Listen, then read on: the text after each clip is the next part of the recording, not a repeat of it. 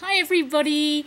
I'm in Aspen now and it's beautiful. It's freezing, but it's beautiful. But the reason I've come on today, because I haven't done one of my little chit-chatty ones, is because a lot of things have drawn my attention to Martin Luther King, who, as an Australian, I have to admit, I really knew very little about. I knew that he was an activist in helping black people, and I knew he'd been assassinated, but I have to say I truly did not know a lot more than that. So, so many things have drawn me to investigating about this. Like, I was in a restaurant last night and I heard them talking about Martin Luther King, and I said, "Oh, is that holiday today?" And they said, "No, it's Monday." And then I realised, that's sort of when we're all going to be seeing Oprah and everything. And I just thought, I'm going to look this up and investigate.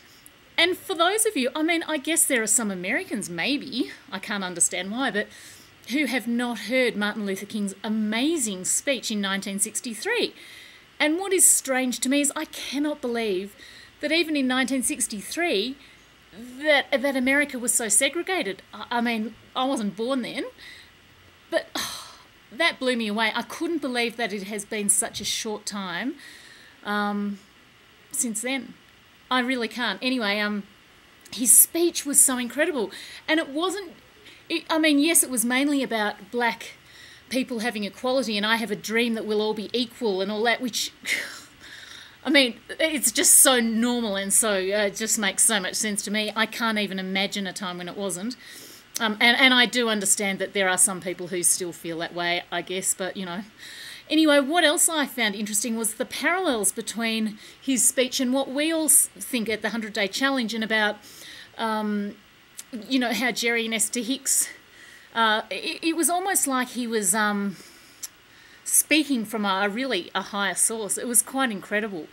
I loved it. I loved that speech. And I loved seeing the millions of people that were at that speech, black and white. And then I loved it at the end, how he specified that he wasn't just fighting for the freedom of black and white being together and no segregation. He was also talking about Jewish people and Christians and all different religions, that everyone can live together in harmony. And isn't that what it's all about?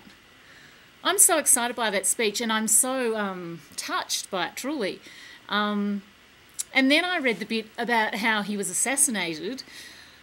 Now I'm getting teary, isn't that crazy? Anyway, and I read the bit about how he said that he realised times were getting tough. I guess he'd had some threats or whatever, and he realised that possibly he wouldn't get to see that, but he was telling the people to relax because he knew that it was coming. He knew that what he had put into place was going to take place, and that his children would see it. Anyway, for those of you who have not seen that Martin Luther King speech, I think everyone should, Americans and non-Americans. It's a very important thing for the world. So I just Googled Martin Luther King and the "I Have a Dream" speech.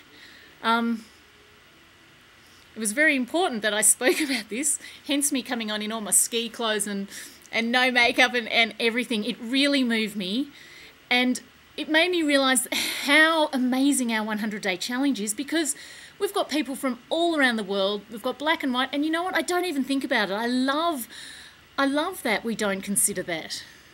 Anyway, there's my big speech for the day. Bye, everyone.